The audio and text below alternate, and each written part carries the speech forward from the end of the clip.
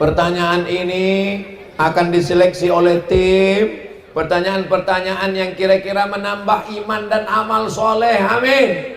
Assalamualaikum Ustadz. Waalaikumsalam. Saya ingin bertanya, bagaimana memberitahu suami untuk tidak merokok lagi? Jangan ibu pulang dari pengajian lalu ibu panggil suami ibu mentang-mentang udah ngaji. Sini bang, duduk. Ya ayyuhalladzina maroko. Tak bisa, karena ibu tetaplah seorang ibu rumah tangga. Maka ibu pakai lidah orang lain. Pas acara arisan keluarga, ibu bisikkan ke Abu Abi Tengku yang ceramah. Kebetulan Ustadz dari Ikatan Alumni Timur Tengah. Ustadz tolong ceritakan bahaya tembakau ya Pak Ustadz. Dicerita ceramah lah Ustadz itu. La darara wa la dirara. Tak boleh memudaratkan orang lain, memudaratkan diri sendiri.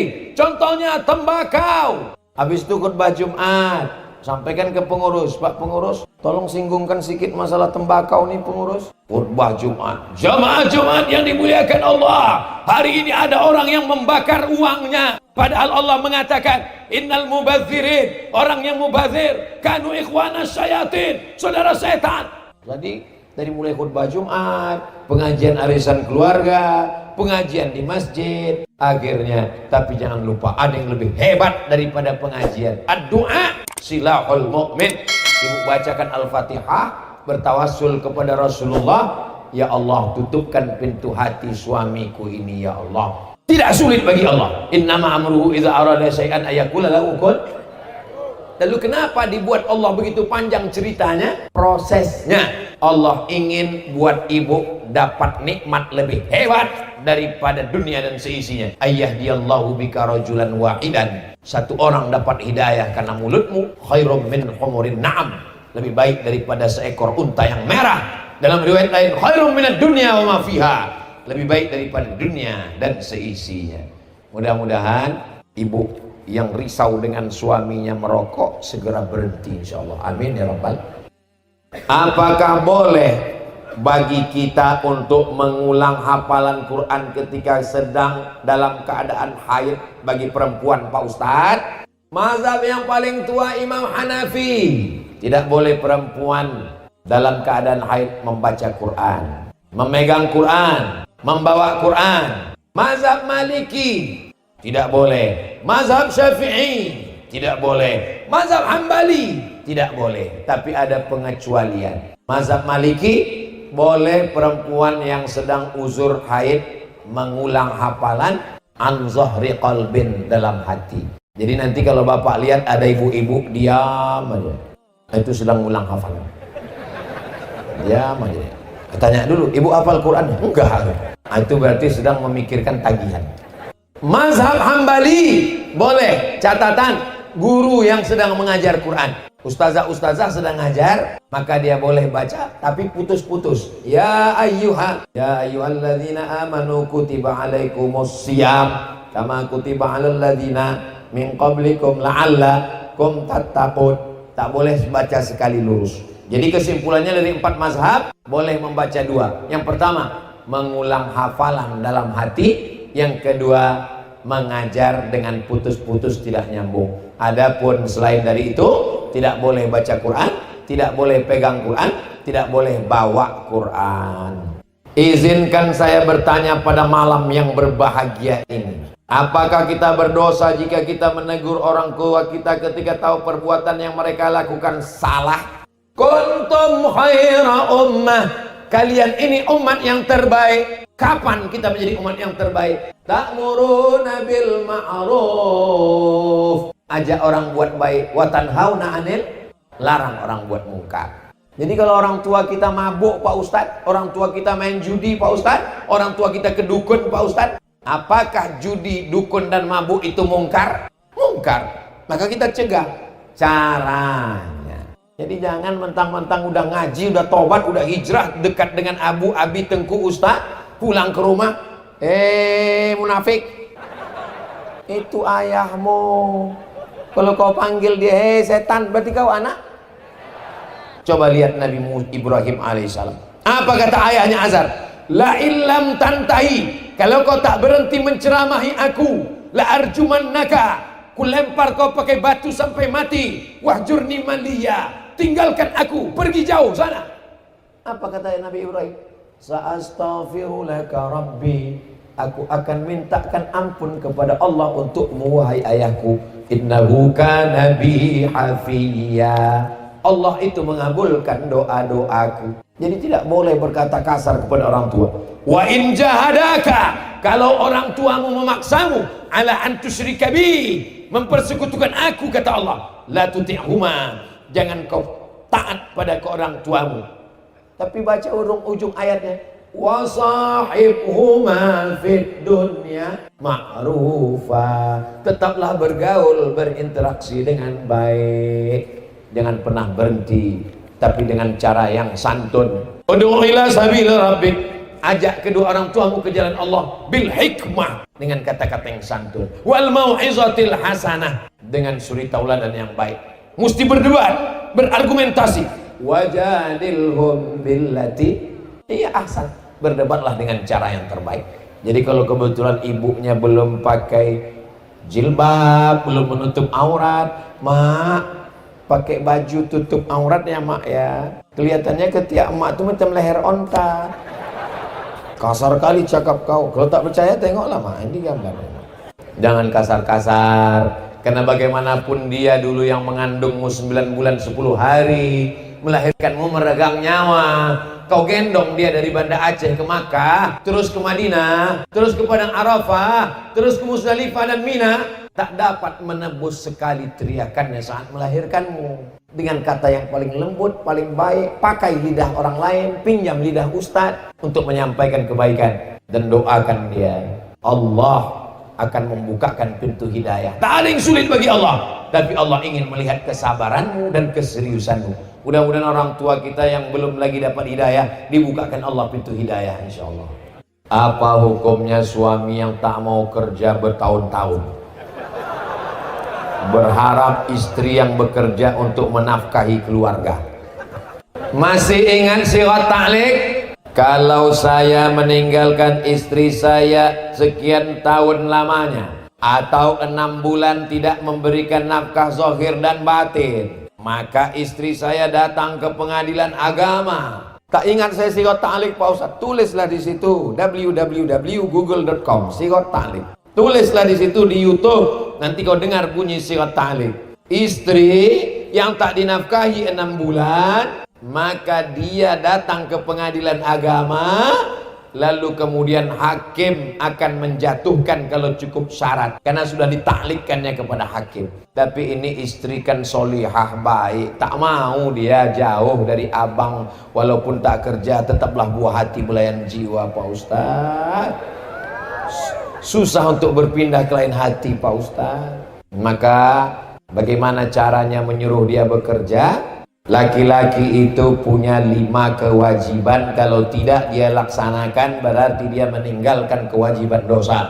Yang pertama, ngasih makan. Ibu udah dikasih makan? Yang kedua, memberi pakaian tanpa saya tanya. Saya sudah tahu, karena semuanya menutup aurat. Sampai pramugari pun kalau sudah sampai ke Bumi Nangro Aceh Darussalam langsung nutup aurat. Pas sudah keluar baru dibukanya balik. Yang ketiga, tempat tinggal. Apakah ibu sudah dikasih tempat tinggal? Sudah. Yang keempat, pendidikan. Aslinya istrinya di rumah, suami yang mendidik. Tapi karena suaminya pun tak bisa, dibawanya ke masjid Haji Kecik Lumi, dibawanya ke tablik akbar pengajian supaya mendengarkan pendidikan. Aku tak bisa mengajarmu, Mam. Dia selalu manggil istrinya Mami. Mami yang ada dalam film Mami Return itu. Aku tak bisa mendidikmu, maka kuawak kau pengajian. Pertama, makan. Kedua, pakaian. Ketiga, tempat tinggal. Keempat, pendidikan. Kelima, perhatian. Jadi kalau ada perempuan tidak diberi perhatian, dia akan mencari perhatian suami tetangga. Nah itulah dia kalau berjalan berbunyi kakinya kerincing, kerincing, kerincing, kerincing. Wajahnya biasa aja, lipstiknya 3 inci. Mencari perhatian orang. Gara-gara suaminya tak memperhatikannya. Jadi suami, kalian menjadi suami yang baik, berikan 5 ini. Kita ulang. Pertama, makan. Kedua, pakaian. Ketiga, tempat tinggal. Keempat, pendidikan. Kelima, perhatian. Ibu, ini calon-calon suami yang baik. Kalian punya anak gadis, kasih secepatnya ke sini. Setuju? Udah ku iklankan tak juga laku, kalian entahlah. Pulang dari sini cepat sebelum orang ini berubah pikiran. Bagaimana cara menghilangkan sedih di pesantren? Buya Zaki Munawar, anak pesantren Iko boleh dijenguk berapa bulan sekali? Sebulan sekali. Anak pesantren Parabe dijenguk sebulan sekali, nyo sedih. Bandingkan dengan nasib Ambo ya. Ambo di pesantren Deli Serdang, Sumatera Utara, ama Ambo di Riau, naik bis 2 baleh jam. Ambo dijenguk setahun sekali. Jangan malu, jangan sedih. Anak pesantren Parabe yang dijenguk setahun sekali, angkat tangan. Tidak ada. Ada setahun sekali. Berarti baru senasib sama Ambo. Apa yang disedihkan? Kalau ada anak sekarang tinggal di rumah, kamarnya besar, pakai handphone, pakai TV, itu bukan orang tua yang sayang sama anak. Itu orang tua yang mau menjerumuskan anak ke dalam neraka jahanam. Ustadz Somad, tolong doakan anak saya kecanduan main game online. Tidak mandi, tidak makan, tidak sekolah, tidak sholat, tidak ngaji. Kerjanya menembak musuh yang tak mati-mati 24 jam. Jadi kalian, adik-adikku adalah anak-anak yang disayang oleh orang tuanya, maka dikirim ke pesantren Parabe. Mudah-mudahan adik-adik semuanya betah sampai tamat, sampai selesai. Jangan ada sedih-sedih. Kalian adalah orang yang disayang. Saya tidak mau dapat kabar Ambo indah amuah mandanga kaba ado santri nan sore-sore pai ke tengah pohon padi lalu menangi mungkin Ambo ko anak adopsi. Mungkin Ambo ko dulu masuk ketek dibuang di dalam kardus. Ambo ko sebenarnya binti kardus. Justru kalau orang tua sayang ke anak, tinggalkan di pesantren. Kalau ada orang tua yang tidak memasukkan anak ke pesantren, pulang sekolah jam 12, cabut dibonceng pacarnya, masuk ke mall, dikasih minuman, disuntikkan obat dari bawah, terjadilah apa yang terjadi. Di pesantren kalian tenang, otak tidak dirusak dengan handphone, tidak dikacaukan dengan drama Korea, badannya sehat walafiat. Maka orang yang sayang ke anak, tinggalkan anak di pesantren. Jangan sedih-sedih lagi. Tapi hati saya selalu sedih Pak Ustadz. Usir dengan ayat kursi. Sudah ayat kursi dibaca tak mempan juga Pak Ustadz. Bacakan tasrif. Doroba doroba doroba dorobu doroba doroba doroba doroba doroba doroba doroba. Hilangnya insyaallah. Hafalkan matan-matan. Kalamuna lafzun mufidun kastakim ismun wa fi'lun summa harfunil kalim. Sibzatana kam jada saksun kop sama dum toiban zid fitu kontok zaliman tip sumasil rahman tafus dibzani amda su'azan nizun sarifan lil karam. Ndak jo hilang, mati saya lah. Assalamualaikum Ustadz, ana ingin bertanya, bagaimana trik biar sukses seperti Ustadz? Ambo kelas 3 sanawiyah. Yang kelas 3 sanawiyah angkat tangan. Kira-kira sagadang ikolah Ambo kelas 3 sanawiyah. Selesai sembahyang subuh, Ambo pai ke rumah Syekh Jalaluddin. Syekh Jalaluddin rumahnya di Simpang Limun, Medan. Inyo imam Masjid Raya Medan. Namanya Syekh Jalaluddin Abdul Muttalib LCMA. LC-nya Madinah, MA-nya dari Libya. Ambo datang ke rumah inyo. Assalamualaikum Syekh Jalaluddin. Ambo kelas 3. Assalamualaikum Syekh Jalaluddin. Waalaikumsalam. Ambo ingin sekolah ke Arab, tolong kirim Ambo. Dicaliaknya Ambo dari atas kepala ke kaki. Mungkin masuk itu nyoba pikir, kok pajakolah, lo apa tak jago. Kelas 3 sanawiyah, Ambo madok ke imam besar LCMA, wakil rektor Universitas Al-Wasliyah, minta kirim ke Arab. Ambo tidak tahu Mesir, tidak tahu Maroko, tidak tahu Ummul Qura, tidak tahu Darul Hadis. Yang penting kirim Ambo ke Arab saja. Tiba-tiba kini ada anak tamat pesantren datang ke rumah, ambo tanya, tamat pesantren mau lanjut kemana? Enggak tahu. Mabih kan bareh so. Ambo kelas 3 aliyah, di buku-buku ambo tu sadonyo kelas 3 aliyah, di sado sampul buku tu ambo tulis Profesor Dr. Abdul Somad, Profesor Dr. Abdul Somad, Profesor Dr. Kawan ambo nan sebangku dakek jamu bapisiak ambo. Mat jana ang tulis lagi itu. Ambo came beko ang gilo. Sampai kini ambo dak gilo. Sehat. Jangan takut bermimpi, karena orang yang takut bermimpi dia tidak akan pernah melihat mimpi menjadi kenyataan. Boleh untuk buat update status besok pagi. Adik punya baju kaos, buat sablon baju kaos. Siapa yang tidak pernah bermimpi tak pernah melihat mimpi menjadi kenyataan. Tapi baju kaos iko dipakai lalok saya, jangan dipakai solat kamas haji. Beko dibaca orang belakang. Iyo juga. Ambo ingin S1, S2, S3. Tujuan ambo, kalau ambo S1, S2, S3, ambo bisa jadi dosen, ambo bisa jadi PNS, ambo dapat gaji, ambo dapat pitih, ambo ingin membahagiakan amak. Cita-cita utama ambo, ndak tahu ambo dulu kuliah akan jadi apa. Cita-cita ambo ingin membahagiakan orang tua. Muliakan orang tuamu, ridallah fi ridal walidain, wa sukhutullah fi sukhutil walidain. Jadi yang hari kau cita-citanya ado ingin jadi apapun, robah. Cita-cita utama adalah membahagiakan orang tua. Siap membahagiakan orang tua? Kalau membahagiakan orang tua, betah di pesantren, tamat nanti, senangkan dia dengan prestasi, bukan dengan sensasi. Mengapa saat saya berharap, Allah pupuskan harapan saya? Banyak orang meminta kepada Allah, dijadikannya Allah itu sebagai karyawan perusahaannya. Kalau Allah memperkenankan keinginannya, dia katakan Alhamdulillah. Kalau Allah tidak mengabulkan doanya, dia katakan aku tak menyembahmu lagi ya Allah. Hubungan kita kepada Allah dibangun dengan dua cara. Yang pertama, husnuzan, berprasangka baik kepada Allah.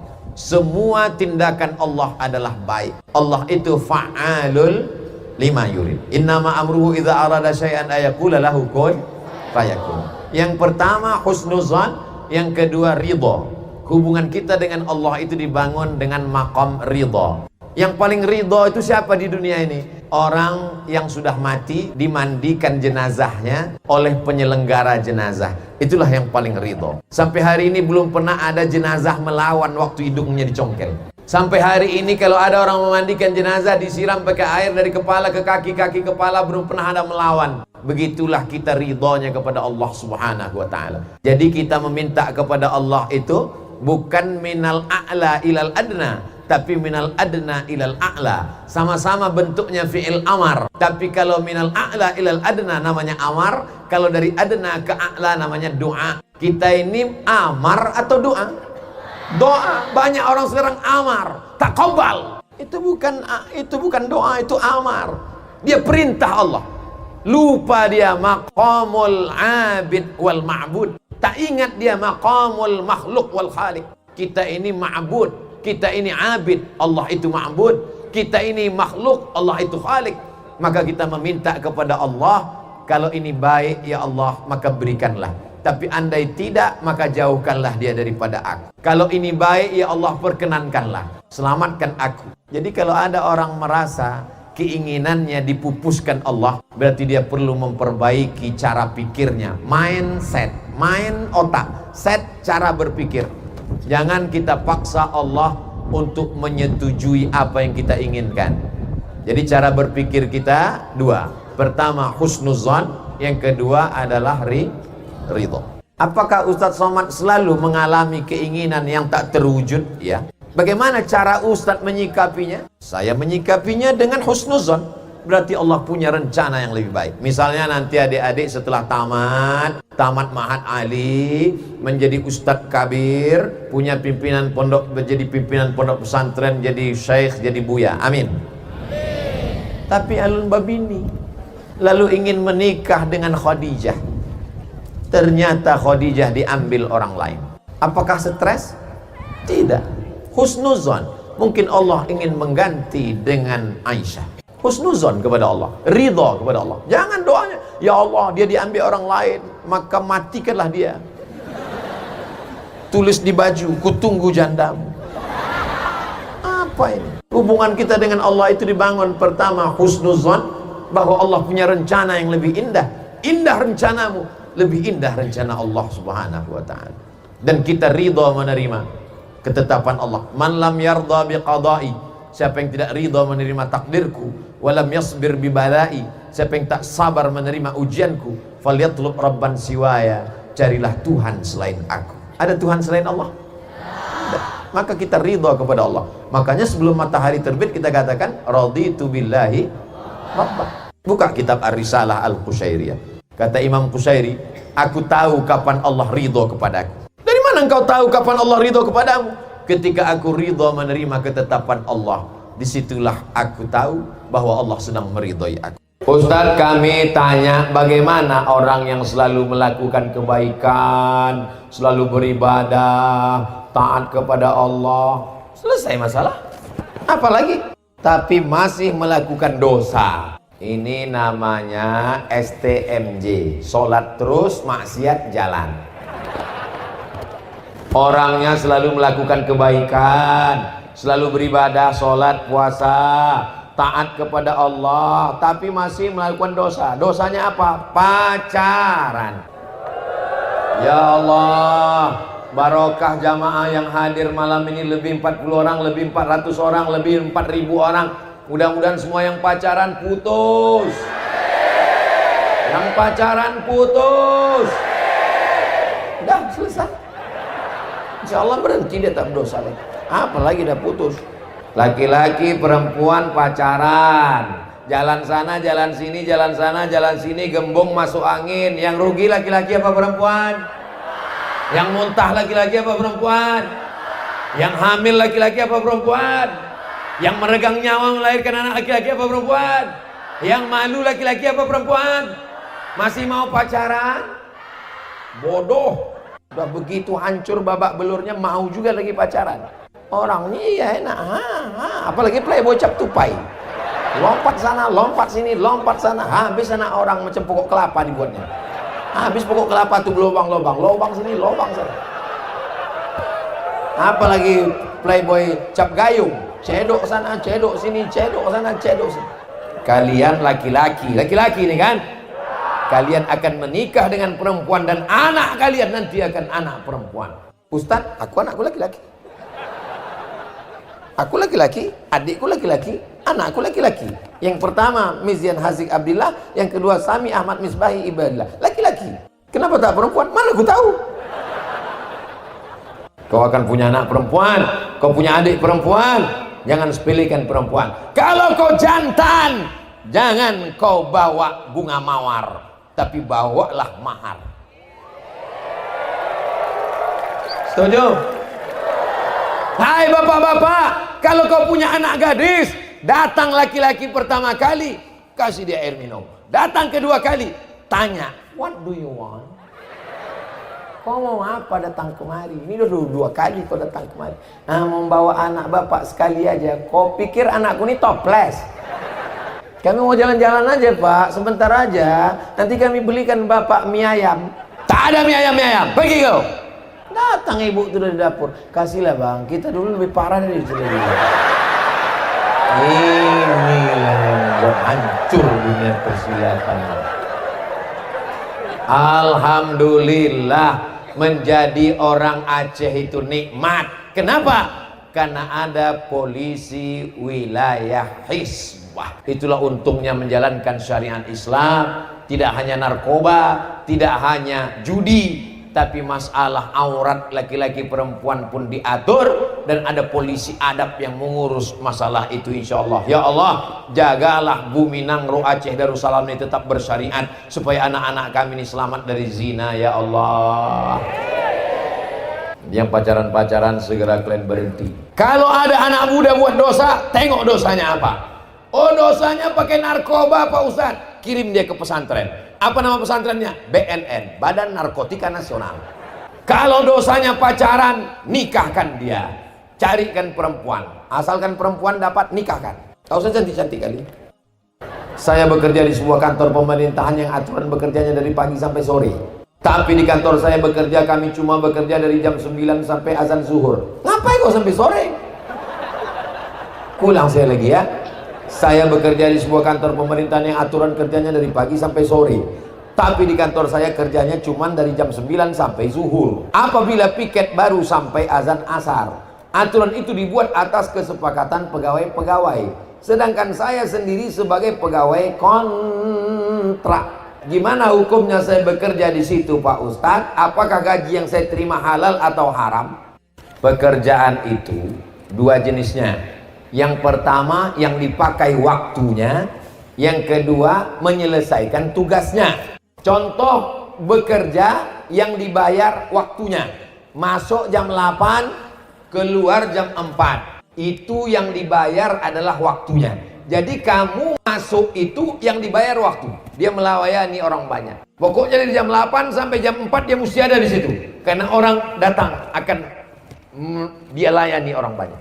Yang kedua, dia bekerja asal selesai tugas habis. Contohnya dosen. Dosen tidak mesti masuk dari jam 8 pagi sampai jam 4 sore. Aturan yang lama. Sekarang saya tak baru karena sekarang saya tak tahu karena saya sudah keluar. Yang penting dia punya beban 12 SKS, 16 SKS, 2 SKS, 16 tatap muka. Asal sudah masuk 2 kelas 1 hari, 3 kelas pulang. Tak mesti jam 4 sore. Kecuali ada aturan mengantor, kesepakatan. Jadi kalau sudah kesepakatan, itu merupakan aturan, maka dia mesti ikuti aturan itu. Kalau tak mau, keluar, buka usaha lain. Kalau tidak, maka dia berarti makan gaji buta, uang Pemda, uang rakyat. Dia akan diminta tanggung jawab di hadapan Allah Subhanahu wa Ta'ala. Maka sebelum masuk kantor itu, tanya dulu, sistem kerja di sini ini apakah yang dipakai waktunya atau tugasnya?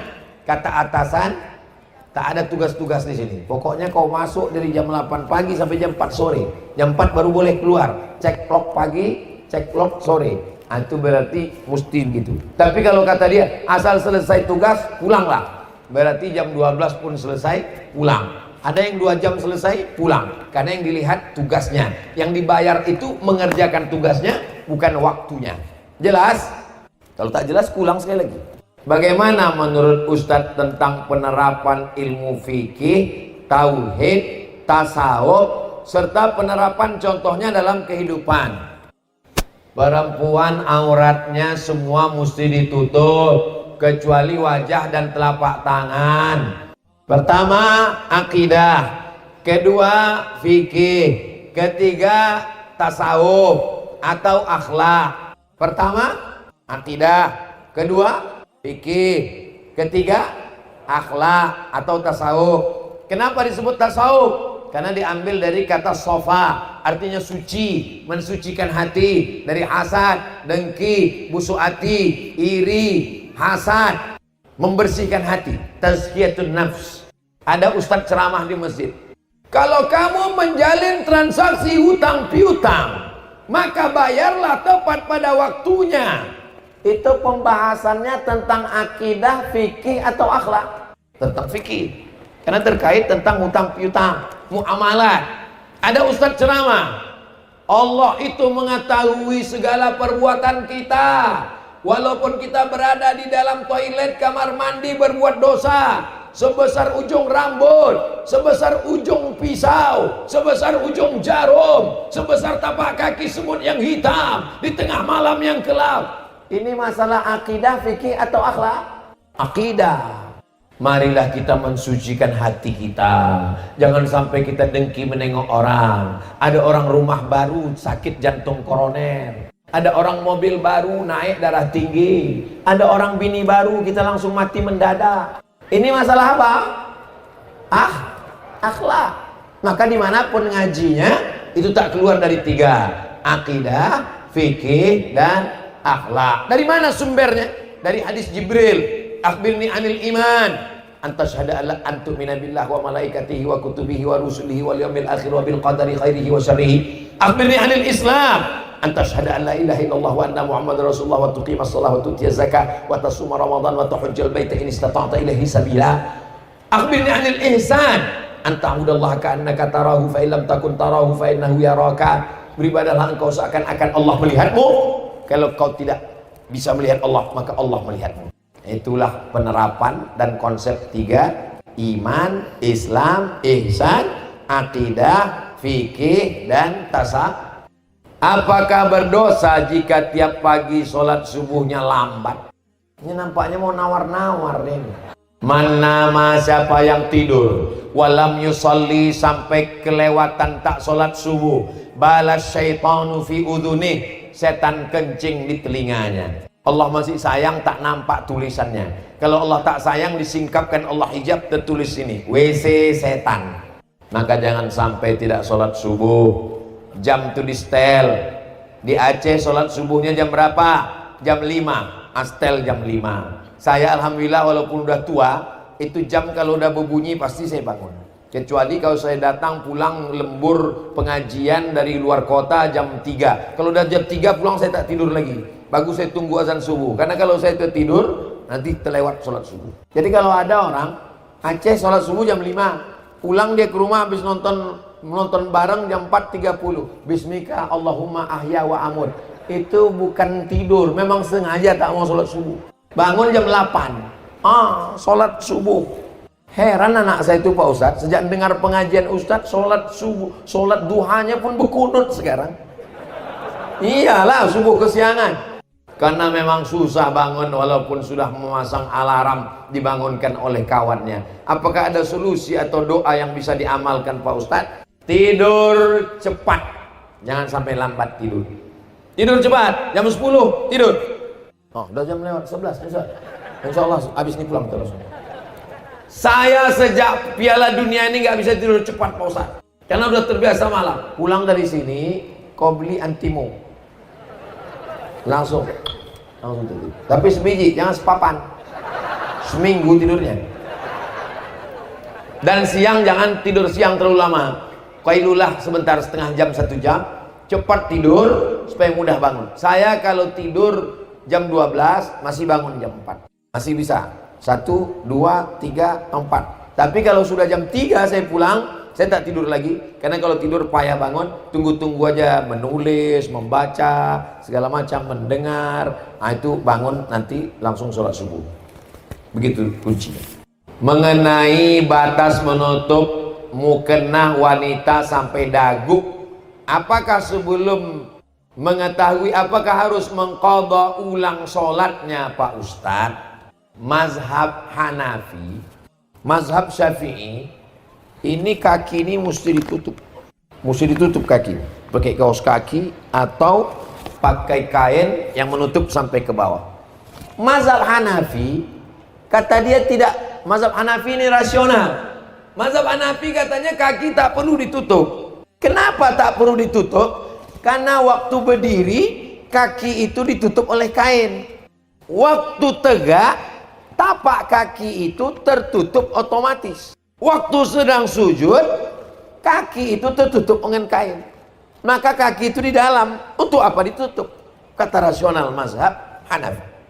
Mazhab Syafi'i, kaki itu disampul dengan kaos kaki. Karena dikhawatirkan terbuka. Mazhab Hanafi enggak. Kenapa? Karena waktu berdiri tapak kaki nempel ke bawah. Waktu ruku, sujud, kain menutup ke bawah. Jadi kata dia, untuk apa ditutup? Itu argumentasi orang yang kainnya kemari waktu dagu. Kenapa? Karena tak ada. Karena pangkal dagu ini ke bawah. Tak ada orang menengok. Mana ada orang menengok? Pangkal dagu ini ke bawah. Jadi kalau ada orang pakai mukena, di sini kainnya, maka pangkal dagu ini, kecuali kalau dagunya panjang kemana? Atau 2 dagunya, satu di sini, satu di sini. Itu argumentasi rasional mazhab Hanafi tentang kaki yang dikiaskannya kemari. Jadi bagi yang sudah terlanjur dia tidak qadha lagi. Adapun yang akan datang kalau dia khawatir, da'ma yaribuka ila ma la yaribuka. Tinggalkan yang meragukanmu kepada sesuatu yang tak meragukanmu. Kalau ragu kemari, maka angkat ke sini sampai kemari sehingga tak ragu lagi. Jadi ada mukena itu yang dipasang, ada tambahan kain begini biar supaya tidak terbuka pangkal. Apa hukum barang yang ditemukan di laut? Luqatah. Luqatah barang yang jatuh. Likulli saqit laqit. Setiap barang yang jatuh ada yang menemukannya. Nama barangnya luqatah. Orang yang menemukan namanya laqit. Apa hukum barang yang ditemukan ketika bencana seperti banjir? Karena yang saya baca dalam salah satu kitab Matan Takrib, luqatah adalah barang temuan yang ditemukan di jalan, di tanah, ditemukan di jalan. Dari mana dia? Jatuh. Apa beda orang berjalan di jalan dengan orang di laut naik sampan? Beda transportasi. Di jalan dia naik kuda, naik pedati, naik kendaraan. Di laut dia naik sampan, naik perahu. Sama-sama barang yang jatuh. Maka dia tetap dihitung sebagai barang temuan, diumumkan selama setahun. Kalau setahun tidak ada yang mengaku, berarti itu milik engkau. Kalau selama setahun itu ada, berarti serahkanlah kepada dia. Jadi selama setahun itu doanya, mudah-mudahan tak ada yang mengaku barangnya. Kita yang selalu pasrah akan cobaan dan ujian selalu ikhlas, tapi ujian dan ujian selalu datang silih berganti. Apa yang harus kami lakukan? Apakah ini cobaan atau hukuman? Bagaimana nasihat Ustadz untuk kami?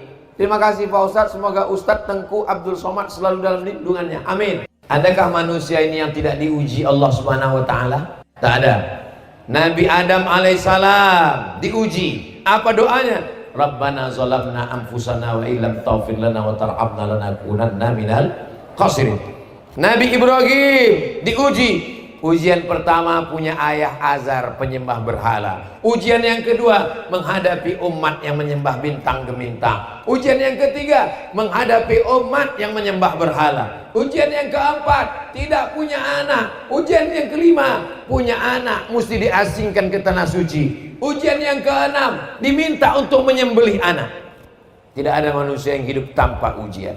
Cuman kita tak tahu ujian dia. Enak kau ya, kemana-mana jalan sana jalan sini, aku tak bisa pergi jauh. Kenapa? Aku diuji Allah, aku di rumah aja. Kenapa kau di rumah terus? Kau tengoklah keningku berbisul.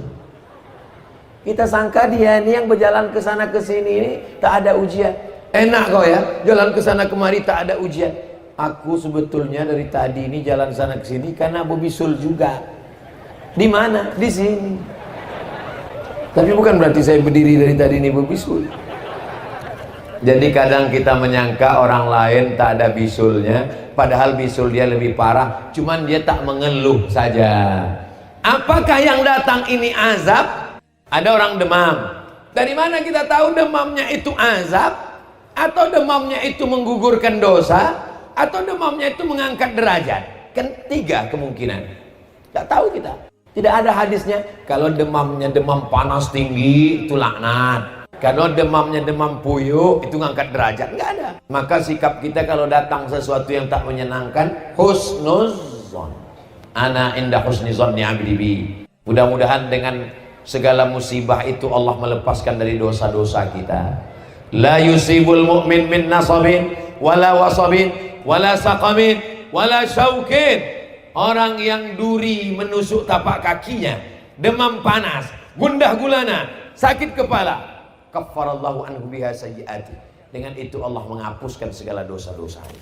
Bagaimana cara mendekatkan atau mendatangkan jodoh untuk saya? Saya seorang akhwat. Rezeki harimau tidak tertukar dengan musang. Kalaulah rezeki musang ditangkap, tahu musang? Bukan musang king, itu durian.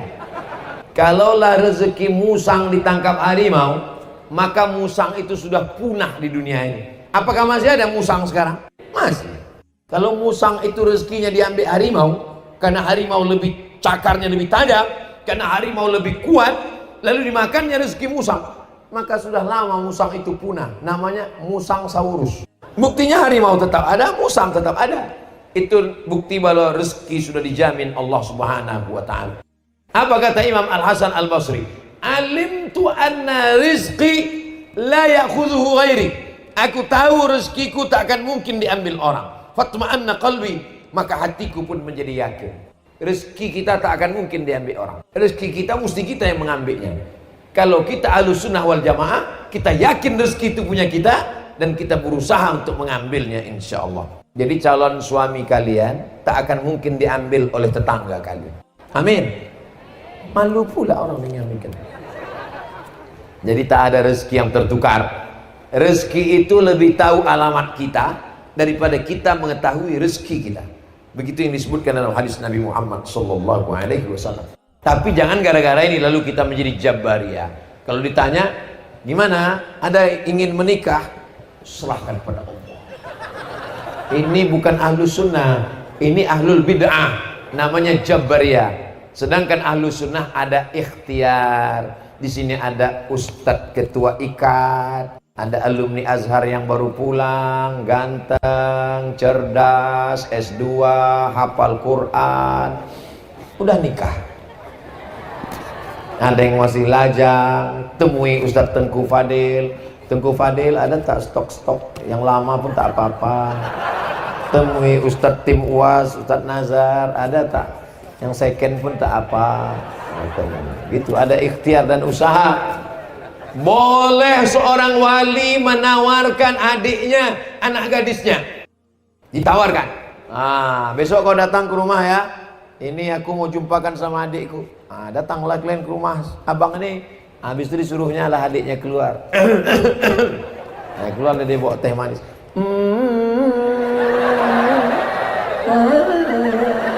Kau pun kau tengoklah sambil tengok teh. Jadi harus ada usaha dan ikhtiar. Satu lagi Ustaz, jika ada yang datang dengan niat serius, bagaimana memantapkan hati? Memangnya ada pilihan lain? Macam banyak aja pilihan. Kalau udah datang itu, jadi perempuan ini begini. Perempuan ini seperti orang masuk kerja, masuk kantornya jam 8, kantor tutup. Keluar dari rumah jam 7. Jam 7 lewatlah bis pertama, lewat bis, tang-tang, kata klakson bis. Penuh kali bisnya. Nantilah jam 7.15 berlalu satu bis. Jam 7.30 muncul bis. Tang. Memang tidak penuh, tapi nggak ada AC-nya. Nantilah 7.45 lewat ojek. Teng teng teng teng. Ojek pula. Nanti ada bis lagi. 7.59. Apa yang lewat pun jadilah.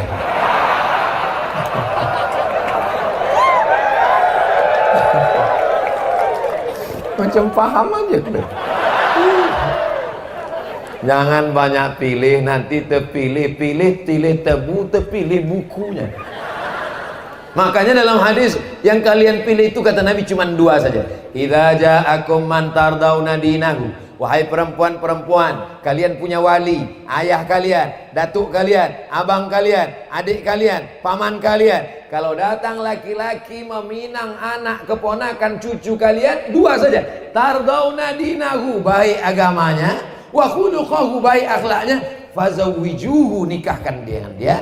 Kalau tak kau nikahkan, takun fitnatun fil ardi wa fasadun arid, akan terjadi fitnah wa fasadun arid, kerusakan. Memilih laki-laki sifatnya 2, baik agamanya, baik akhlaknya. Memilih perempuan sifatnya 4. Tungkahul mar'atu li arba', perempuan itu dinikahi karena 4. Limaliha, karena kaya raya. Wali hasabiha, karena keturunan darah biru. Wali jamaliha, karena cantiknya, putihnya, tingginya, semampainya, rambutnya ikal, bak mayang terurai. Walidiniha, karena agamanya. Fasfar bidzatid din, pandang yang keempat karena agamanya. Karena kalau kau nikahi karena hartanya, harta binasa. Kau nikahi karena darah birunya, dipecat darah birunya.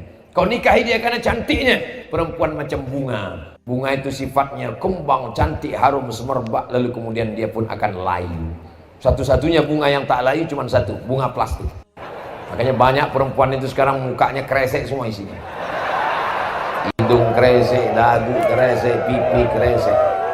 Semua dicukur, semua disulam. Dulu kita tahu sulam kain, ini bibir disulam, mata disulam. Bangun tidur kusut semuanya. Assalamualaikum Ustaz Somad. Waalaikumsalam. Dulu Ustaz ceramah, kata Ustaz, perempuan itu dinikahi karena 4. Karena hartanya, karena bangsawannya, karena cantiknya, karena agamanya. Tolong Ustaz carikan saya yang ada 4-4-nya Pak Ustaz. Kalau ada 4-4-nya ngapa aku kasih ke kamu?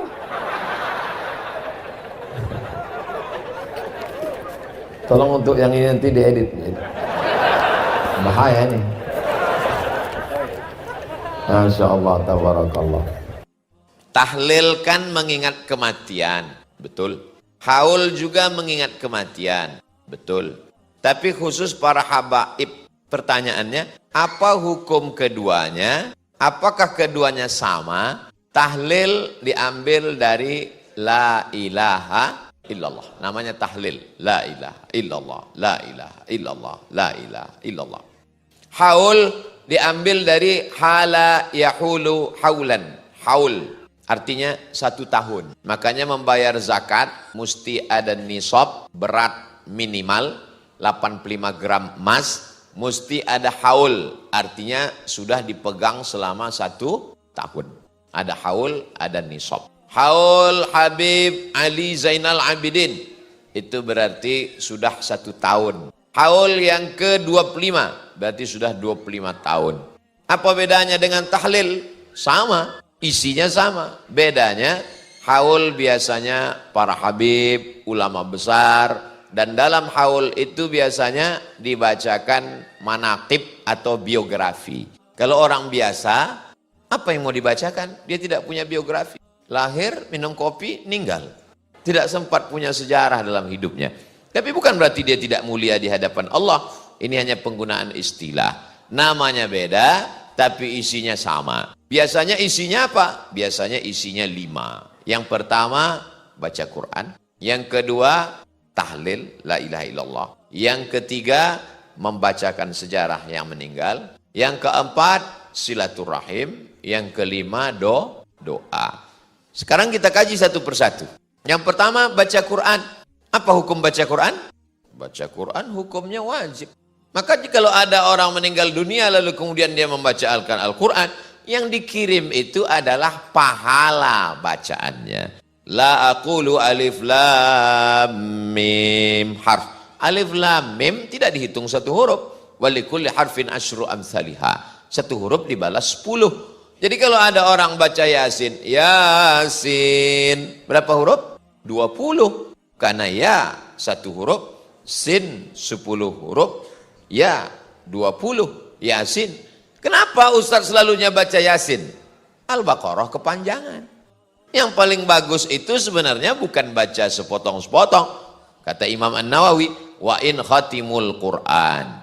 Paling bagus sekhatam Al-Quran. Sanggup 1 khatam 30 juz sendirian, mantap. Tidak sanggup, bagi 1 juz, 1 juz, 1 juz. Banyak Quran yang sudah dibagi 1 juz, 1 juz.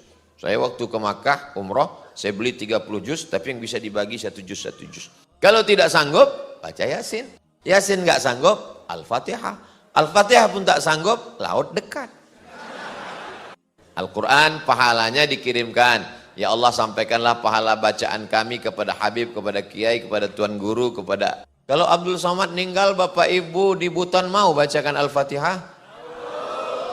Mantap. Yang kedua adalah tahlil. La ilaha illallah, la ilaha illallah, la ilaha illallah. Membacakan tahlil sampai. Dalilnya, ketika Nabi lewat di makam, Nabi ambil pelepah korma, Nabi belah, Nabi tusukkan ke makam. Kenapa ini ya Rasulullah? Sebab semua pohon-pohonan bertasbih. Maka pelepah korma dibelah, ditusukkan ke makam, pahalanya sampai. Itu perbuatan Nabi. Kalau tasbih pelepah korma saja sampai, apalagi tahlil orang beriman. Tasbih, tahmid, takbir, afdalu dzikri la ilaha illallah. Maka la ilaha illallah sampai. Apakah semua pohon-pohon ini bertasbih? Ya. Ada pohon yang tidak bertasbih? Ada. Pohon mana yang tidak bertasbih? Ini pohon plastik. Yang ketiga adalah apa yang disebut dengan sedekah makanan. Biasanya di dalam majelis itu ada makanan. Orang biasanya tidak mau makan makanan waktu tahlil itu, khawatir itu adalah harta warisan yang belum dibagi. Karena begitu sedetik orang meninggal, hartanya berubah menjadi harta milik ahli waris. Maka anaknya ngasih kata sambutan. Wahai masyarakat Buton yang saya hormati, ini makanan yang terhidang ini adalah itu dari saya sebagai anak. Bukan warisan bapak saya yang belum dibagi. Apa kalian tidak tahu bahwa saya ini kaya? Makanya mesti ada kata sambutan. Supaya masyarakat yang ragu-ragu, jangan sampai dia tidak mau makan. Apa dalilnya sedekah itu sampai? Ummi matat, mak saya meninggal. Afa atasaddaqu anha? Kalau saya sedekah, apakah pahalanya sampai? Kata Nabi, tasaddaq, sedekah. Itu menunjukkan pahalanya sampai. Ayu sadaqatu afdal? Apa sedekah yang paling afdal? Kata Nabi, sakyul ma, memberi air minum. Kalau air minum saja sampai, apalagi lapa-lapa? Kalau air minum saja sampai, apalagi barongko dan seterusnya. Lalu kemudian yang kelima adalah di situ ada namanya silaturahim. Kita mungkin jarang ketemu, tapi begitu ada orang meninggal, ada haul, ada tahlil, kita ketemu. Oh, masih hidup, alhamdulillah. Oh, selama ini kok lama nggak ketemu kita. Iya Pak, mohon maaf, saya hutang kemarin belum sanggup. Oh, saya udah lupa. Jadi Bapak maafkan, saya ingat lagi sekarang. Yang kelima di dalamnya ada doa. Doa tidak ada ikhtilaf bahwa doa sampai. Kalau saya meninggal, Bapak Ibu mendoakan dari Buton. Doanya sampai enggak untuk Abdul Somad? Iza matal imsan, kalau manusia mati, in qata'a amaluhu, amalnya putus, illa min salasin, kecuali dari 3, shadaqatin jariyah, sedekah jariyah, au ilmin yuntafa'u bih, ilmu yang bermanfaat, waladin salihin yad'ulah, anak yang soleh.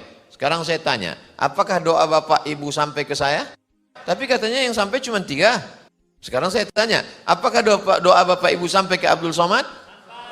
Tapi katanya yang sampai cuma 3. Maksud dari hadis ini, orang yang meninggal itu nggak bisa beramal lagi.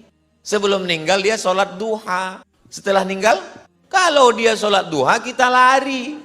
Maksudnya amal orang yang meninggal itu putus. Tapi ada amal dia yang masih tetap ngalir. Dia bangun masjid, Sultan bangun masjid. Tadi saya sholat di masjid, pahalanya nyampe ke Sultan. Membangun masjid ini amal Sultan kan?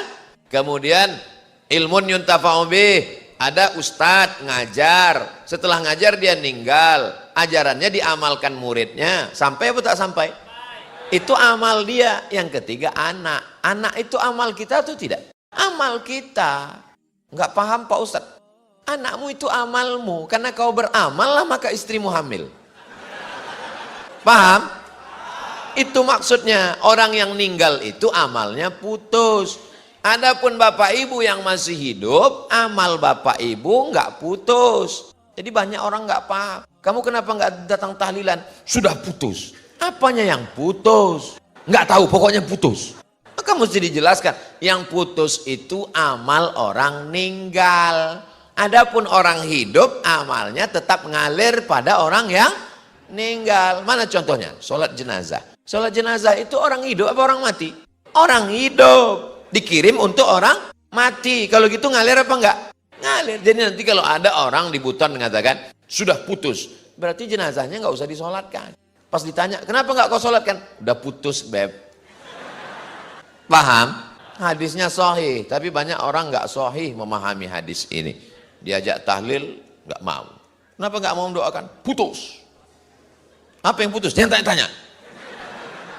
Bagaimana agar kita bisa menjadi pemimpin yang baik dan amanah? Ini nampaknya untuk Pak Wali. Karena jabatan dan kuasa adalah ujian. Banyak orang kalau meninggal katanya ujian. Kalau sakit katanya ujian. Kalau rugi katanya ujian. Kalau jadi wali kota, ujian. Makanya Pak Wali enggak tinggal di rumah jabatan. Saya enggak mau tinggal di sini Pak Ustadz. Belum selesai, jangan tepuk tangan dulu, belum selesai. Saya enggak mau tinggal di sini Pak Ustadz. Kalau ada tamu saja di sini. Kenapa gitu Pak Wali? Karena kalau saya terlalu lama di sini, saya lupa jalan keluar. Itu ucapan beliau. Artinya apa? Beliau tidak menganggap ini sebagai hadiah, tapi ini adalah amanah. Wa balawnahum bil hasanat. Kami uji mereka dengan yang enak-enak, wassayiat, dengan yang enggak enak. Pak Ustadz, katanya ujian itu ada yang enak, ada yang enggak enak. Saya kok enggak enak terus? Nasib kamu. Makanya kita disuruh beriman kepada takdir baik, takdir buruk. Kalau ada orang yang kaya, punya rumah mewah, punya mobil, itu ujian atau nikmat? Ujian. Dia sanggup nggak bersyukur pada Allah.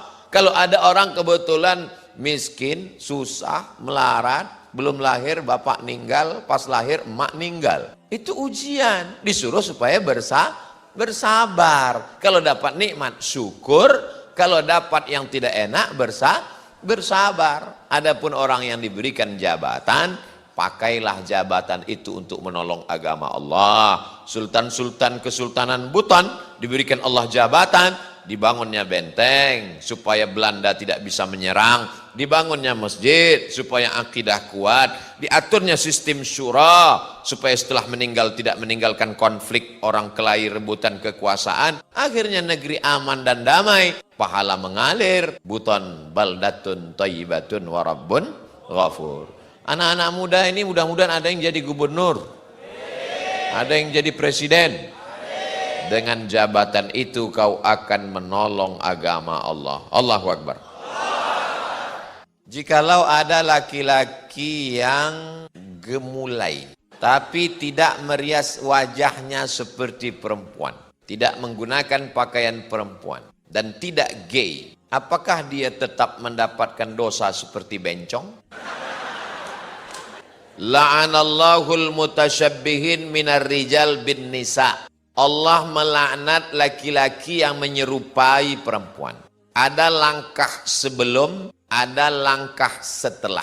Pada zaman Nabi ada seorang laki-laki memakai henna. Henna daun pacar. Kalau kami di Riau namanya daun inai. Kalau di Buton daun apa namanya? Patirangga.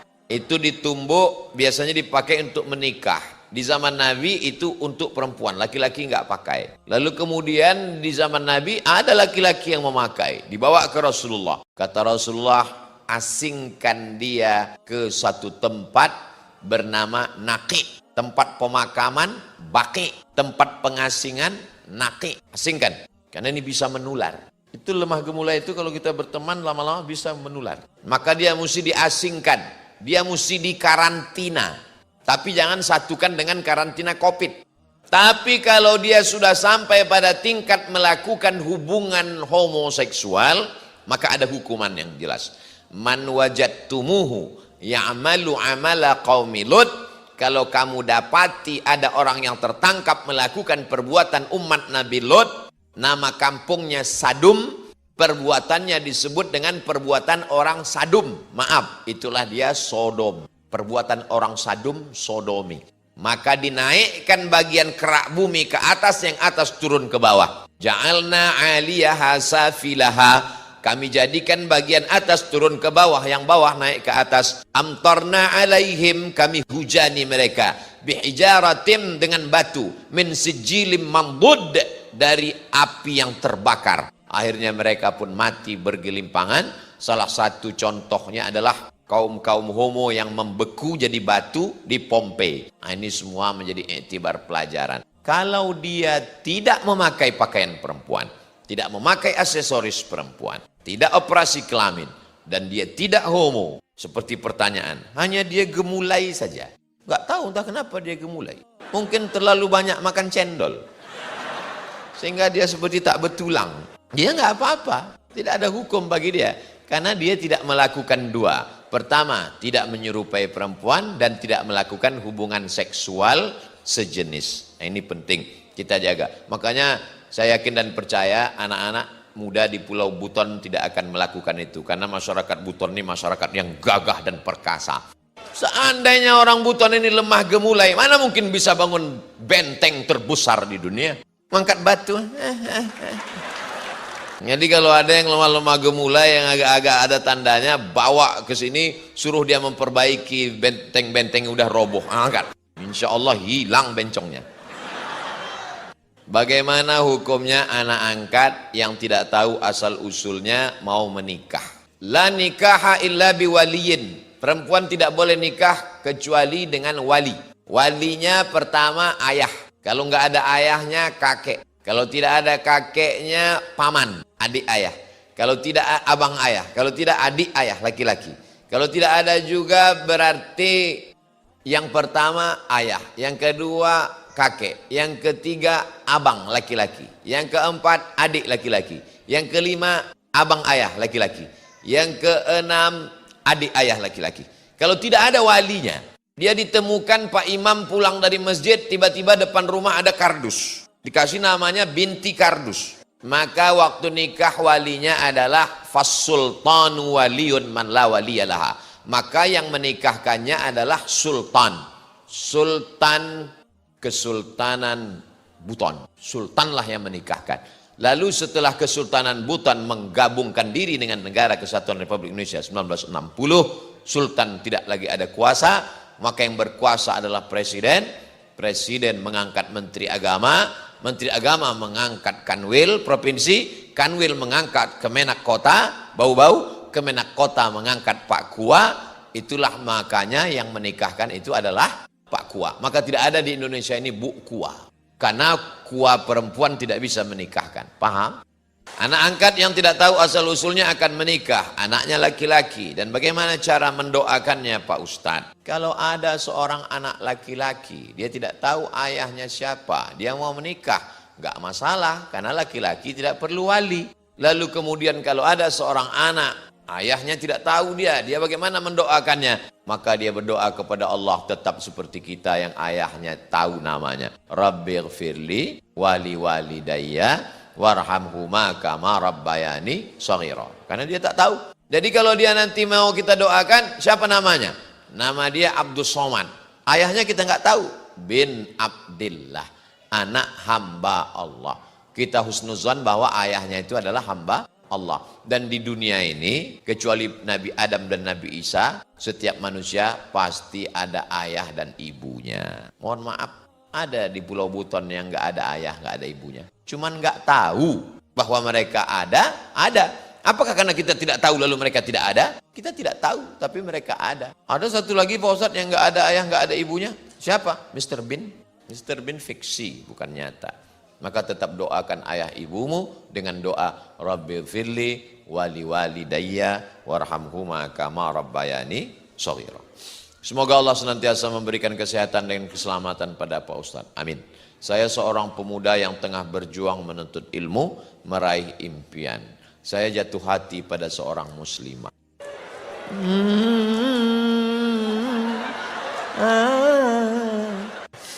Dan sadar kami memahami perasaan satu sama lain. So sweet. Tapi tidak pacaran. Apa namanya? Kami tidak pacaran sebelum itu menjadi halal. Ustadz, saat ini telah memberikan isyarat untuk segera menghalalkannya. Namun saya rasa bahwa saya harus mempersiapkan segalanya. Terlebih dulu untuk memastikan kesejahteraan demi masa depan. Apa yang baiknya saya lakukan Pak Ustadz? Kerja. Kumpulkan modal dulu. Nanti setelah cukup, bawa ketua pemuda bau-bau Islamic Festival. Jangan datang sendiri, ini kesalahan anak muda. Banyak anak muda ini petantang-petenteng, yakin datang ke rumah calon mertua. Assalamualaikum, hai guys. Ini enggak diterima. Bawa Pak Wali, oke. Bawa Pak Imam, boleh. Bawa Ustadz, jangan bawa saya. Nanti saya yang diterima. Nah, sampaikan niat kami baik, Pak. Niat kami ini baik supaya kami silaturahim ini tidak hanya sebatas bertetangga, berteman satu kota bau-bau, tapi lebih dekat daripada itu. Saya selama ini manggil Bapak kan Bapak, saya ingin manggil Ayah.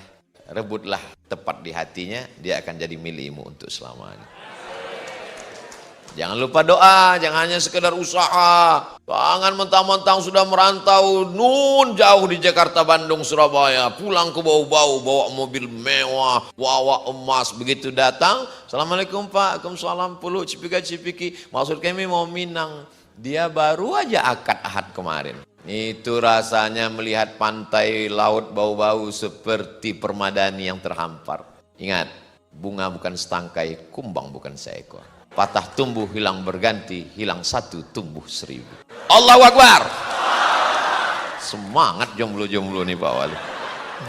Kalau ternyata tidak sesuai dengan skenariomu, kau tidak pernah buat salah, kau sudah berdoa kepada Allah, yakinlah Allah punya rencana yang lebih indah. Boleh untuk update status siang nanti. Nah, mudah-mudahan adik-adik dipertemukan dengan orang yang baik-baik.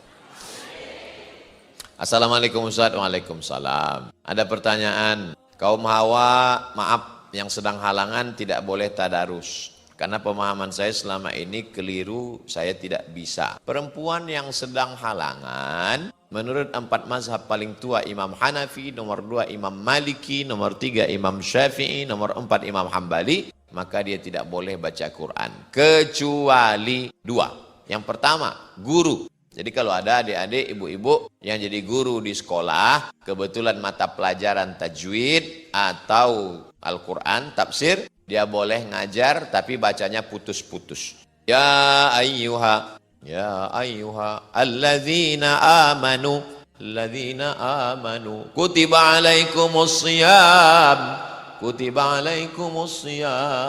Jangan nyambung. Yang kedua, yang hafal Quran kan mesti ngulang hafalannya 1 hari 2 juz. Kalau dia halangan 7 hari berarti 14 juz hilang. Maka dia boleh ngulang hafalannya an zohri qalbin, mulutnya diam, ngulangnya dalam hati. Makanya nanti kalau ada nampak perempuan duduk di bawah pohon, diam aja. Itu berarti sedang ngurang hafalan. Tanya dia, adik-adik hafal Qurannya? Enggak. Terus kok tadi diam? Nunggu kamu. 2. Kaum Hawa, maaf, yang halangan tidak boleh masuk masjid. Ada cerita bahwa tidak boleh kita lewat masjid sejauh 40 meter. Tentang nggak boleh lewat masjid 40 meter tidak ada dalil yang sahih. Adapun perempuan yang halangan 7.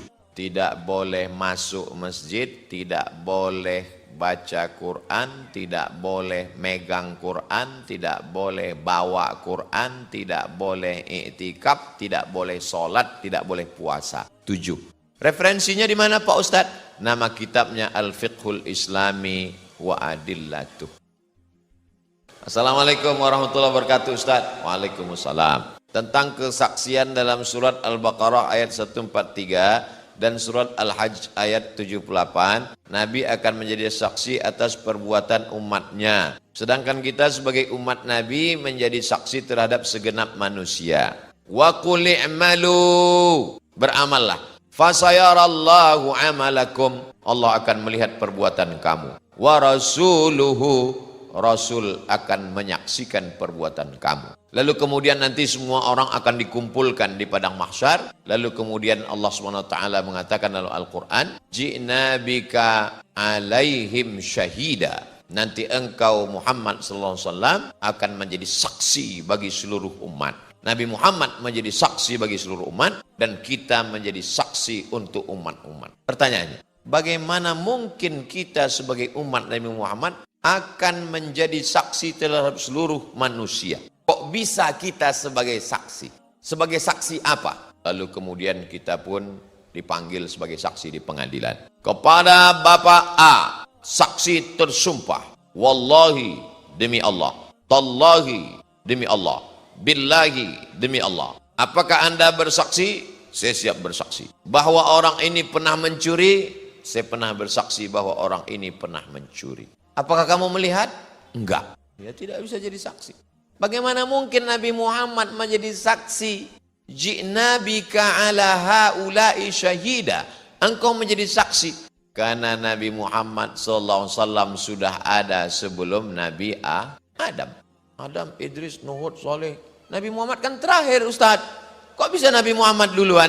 Waktu Nabi Adam diciptakan, Nabi Adam makan buah kuldi. Dia bertaubat, berdoa. Doa paling tua doa Nabi Adam. Rabbana zolamna anfusana wa illam taghfir lana wa tarhamna lanakunanna minal khasirin. Setelah itu Nabi Adam berdoa, Allahumma inni as'aluka bihaqqi Nabi Muhammad antaghfirali.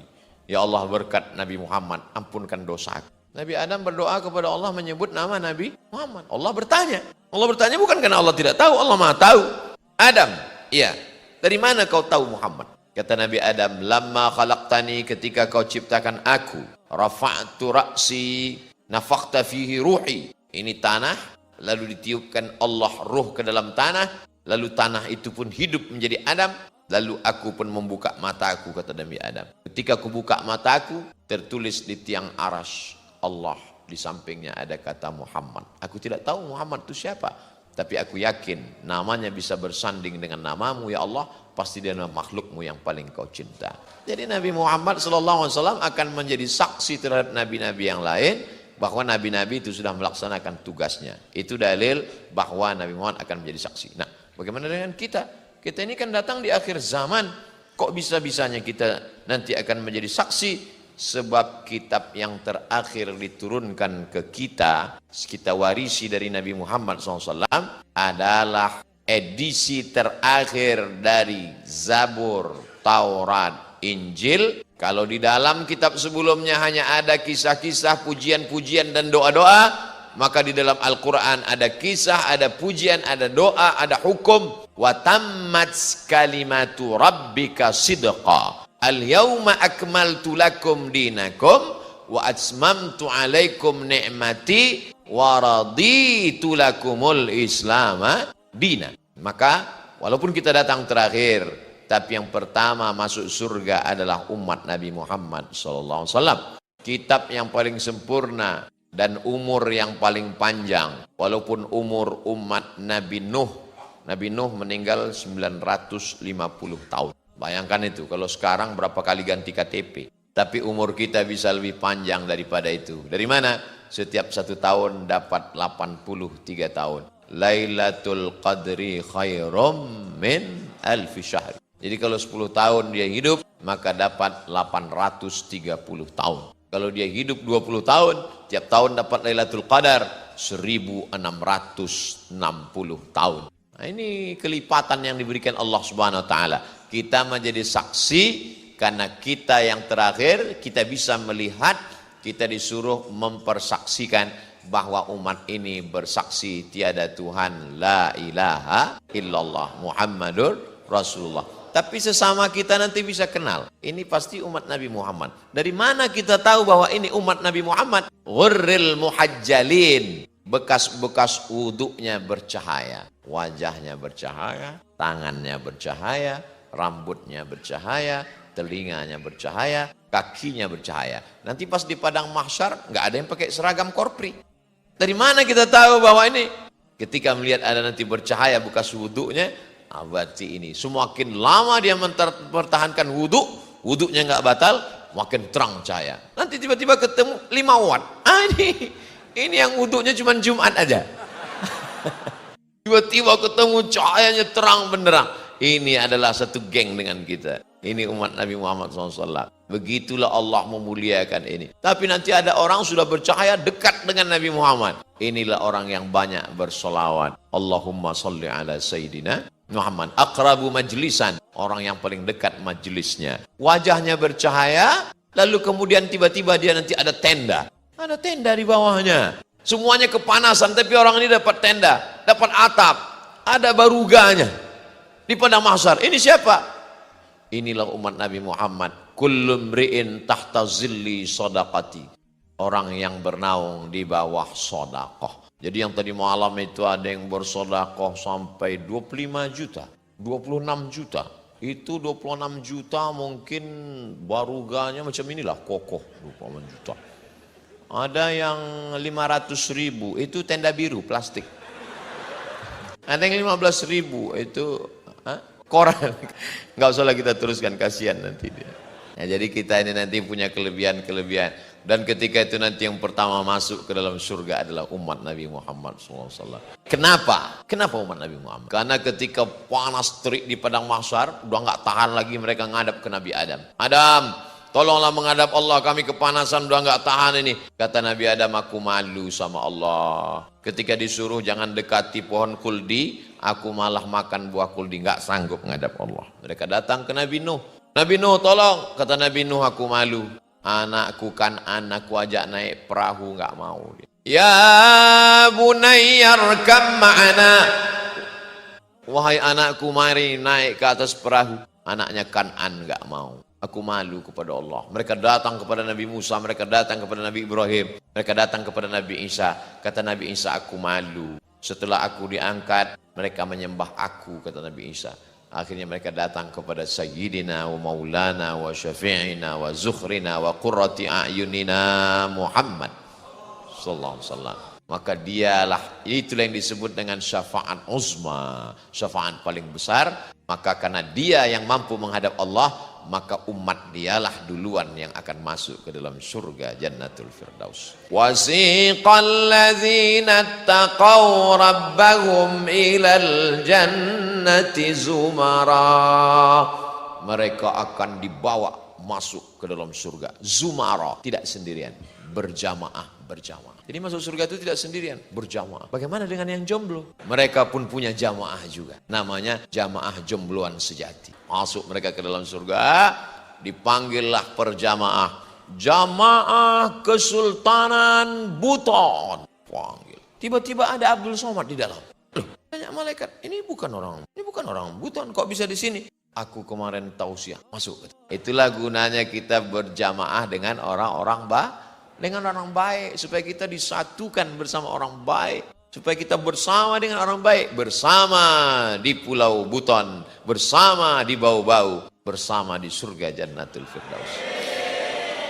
Orang kalau sudah masuk surga itu, dia lihat kiri, lihat kanan, lihat depan, lihat belakang. Yang pertama dia tanya adalah orang yang paling dia cinta. Orang Bau-Bau kalau sampai masuk surga, yang pertama dia tanya sama malaikat, Ustadz Somad mana? Kata malaikat, dia di ruang VVIP. Amin. Sebetulnya Abdul Somad minta doa supaya dimasukkan Allah ke surga Jannatul Firdaus. Yang paling tinggi, surga itu urutannya bukan ke samping, ke atas. Yang paling tinggi itu Jannatul Firdaus. Kata Nabi, idza da'autumullaha fas'aluhul firdaus. Kalau berdoa kepada Allah, mintalah surga yang tertinggi. Jannatul Firdaus, bahasa Arabnya Firdaus. Orang Barat menyebutnya paradise. Firdaus. Wah, makanya disebut Al-Firdausil A'la, Firdaus yang tertinggi. Jadi doa itu minta yang tertinggi. Ini banyak orang sekarang doa, ya Allah masukkanlah aku ke surga, di emperan pun gak apa-apa. Apa ini berdoa? Nama saya, tak saya sebutkan nama, menjaga kode etik jurnalistik, hal-hal yang tidak dikehendaki. Yang ingin saya tanyakan Pak Ustadz, satu, Rasulullah sangat benci pada sahabat yang berbohong, walaupun itu hanya candaan, prank. Tapi kenapa ketika sahabat Nabi Ukasyah melakukan kebohongan, tidak memarahinya, berkata, dengarlah kamu sekalian, sekiranya kamu hendak menjadi lusa orang ini. Pertanyaannya, apakah karena kecintaan kita kepada Nabi kita bisa berbohong walaupun prank karena sahabat Nabi melakukan kebohong? Tidak ada sahabat Nabi yang pernah berbohong. Jadi kalau ada cerita-cerita, maka kita mesti cek and recheck. Man kadzdzaba alayya muta'ammidan, siapa yang berdusta kepadaku secara sengaja, falyatabawa maq'adahu minan nar, maka siapkanlah tempat duduk dari neraka. Saya kasih 3 contoh perbuatan sahabat yang disangka orang berdusta padahal bukan dusta. Pertama, Nabi masuk ke rumah sahabat, ketok pintu. Assalamualaikum, assalamualaikum. Dia enggak jawab. Assalamualaikum 3 kali, baru dia jawab. Waalaikumsalam. Buka pintu. Kata Nabi, dari tadi kamu ada di situ? Ada. Kenapa enggak jawab dari pertama? Aku mau dapat doamu 3 kali ya Rasulullah. Pertanyaannya, apakah sahabat yang ada di balik pintu itu pembohong? Dia mau dapat doa Nabi 3 kali, berarti doanya 9. Assalamualaikum warahmatullahi wabarakatuh. Assalamualaikum warahmatullahi wabarakatuh. Assalamualaikum warahmatullahi wabarakatuh. Baru dia buka pintu. Idza sta'zana ahadukum salasan. Kalau kamu minta izin salam 3 kali, falam yu'zan, tidak diizinkan, falyarji, maka pulanglah. Contoh kedua, datang tamu. Datang tamu, dia bilang ke istrinya, matikan lampu. Matikan lampu, istrinya masak. Begitu masakan datang, masakan ini cuma cukup untuk tamu saja. Karena makanan anaknya, dia sendiri tak ada makan. Diletakkan di ruang tamu, habis itu matikan lampu, lalu dia pura-pura bunyi makan. Besoknya datang menghadap Rasulullah SAW. Apa kata Nabi SAW? Adhakallah, Allah menurunkan rahmat soni'akuma, perbuatan kamu berdua tadi malam. Kelihatannya seperti bohong, pura-pura makan. Padahal dia sedang memuliakan tamu. Yang ketiga adalah bahwa perbuatan bohong dalam tanda kutip dibenarkan dalam 3 hal. Yang pertama, ketika kita perang, bukan prank, kita sedang perang. Tiba-tiba saya masuk ke rumah bapak, ini musuh orang kafir mau membunuh Abdul Somad. Saya masuk ke rumah, masuk ke bawah tempat tidur. Lalu kemudian datang musuh bawa pedang. Ada Abdul Somad di sini. Bapak menjawab, Abdul Somad tidak ada di sini. Akhirnya mereka pergi. Apakah bapak waktu itu bohong? Tidak, karena bapak kan bilang Abdul Somad nggak ada di sini. Dia ada di bawah tempat tidur. Itu namanya khid'ah, al-harbu khid'ah. Yang kedua adalah mendamaikan orang yang berdua sedang kelahi. Ini ada si A, kelahi sama si B, saya si C. Si A datang, memang si B itu kurang ngajar. Tiba-tiba si B datang. Tadi si A datang ke sini kan, ceritakan aku kan. Satu kali pun dia nggak ada yang ceritakan. Apakah saya bohong? Tidak. Dia memang tidak ada satu kali. Berkali-kali dia menjadi. Tapi kalau saya ceritakan orang ini bisa kelahi. Untuk mendamaikan orang yang sedang bertikai. Yang kedua adalah menyenangkan ibu. Pulang bapak dari Surabaya bawa batik. Ibu tugas keluar kota Surabaya. Pulang ke bau-bau bawa batik. Lalu kemudian kata ibu, papa, gimana batiknya? Cantik enggak? Kata bapak, seumur hidup aku belum pernah melihat batik seperti ini. Kata si ibu, padahal menurut bapak jeleknya. Sahabat Nabi meyakini ketika dia memeluk Nabi karena cintanya maka dia bisa bersama Nabi di surga. Apakah boleh kami selain mencintai Rasulullah juga mencintai ulama? Karena saya ingin memeluk Pak Ustadz. Laki-laki mencium tangan Pak Ustadz seraya memohon barakah dari Allah, meminta doanya semoga anak saya Abu Bakar bin Husain dan Hania menjadi anak yang soleh dan solehah. Riwayat tentang Ukasyah masih diperselisihkan. Jadi ceritanya itu begini. Ketika Rasul Shallallahu Alaihi Wasallam katakan, kuntu jalatu lahu zahran, siapa yang pundaknya pernah aku cambuk, pundaknya pernah aku cambuk, cambuklah. Antara kalian yang punahnya pernah aku cambuk. Katakan, sahabat tertunduk. Tertunduk mengatakan, mereka tidak, siapa yang sanggup membalas Nabi? Kemudian berdiri satu orang, saya. Sahabat yang lain sudah menyiapkan pedang. Pancung kepalanya Rasulullah. Kata Rasul, jangan, biarkan. Kan cambuk, beri ke dia, biar dia cambuk saya. Tidak mau dibalas di akhirat, lebih baik dibalas di dunia. Beri dia cambuk, biar dia cambuk saya. Ya, cambuknya mesti cambuk yang pernah kau pakai waktu mencambuk saya. Biar sakitnya sama. Punya ada di rumah. Sayyidatuna Fatimah. Sahabat mengambil cambuk. Silakan cambuk. Ya, waktu engkau mencambuk aku, waktu itu aku tidak pakai baju. Biar sama, maka Rasul mesti buka baju. Jangan kena ke baju jubah. Biar langsung ke kulit, biar sakitnya sama.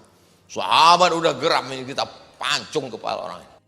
Kemudian begitu sudah mendekat, lalu kemudian dia peluk Rasulullah, peluk tubuh Nabi. Dia ingin, kata dia, kulitku yang hina ini bisa menempel ke kulit Nabi Muhammad Sallallahu Alaihi Wasallam. Karena aku tidak yakin, karena aku orang berkulit hitam, aku bukan bangsawan. Aku tidak yakin aku bersamamu.